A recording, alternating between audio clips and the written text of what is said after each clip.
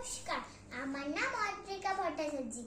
আমার বয়স 7 বছর 6 মাস।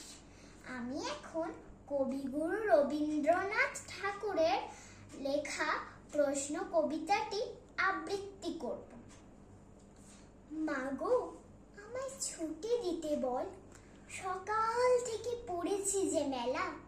এখন আমি তোমার ঘরে বসে করব শুধু পড়া পড়া খেলা। তুমি বলছো দুপুর এখন সবে, না হয় যেন সত্যি হলো তাই।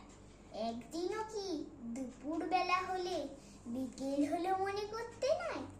আমি তো বেশ ভাবতে পারি মনে, সূর্যি ডুবে গেছে মাঠের শেষে, বাগদি পড়ে চুপড়ে পড়ে নিয়ে শাক তুলেছে পুকুর ধারে এসে।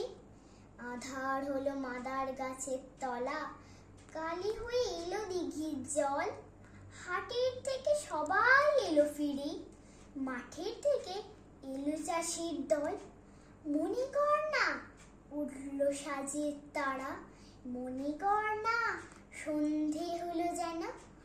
রাতের বেলা দুপুর যদি হয়, দুপুর বেলা রাত হবে না কেন? নমস্কার।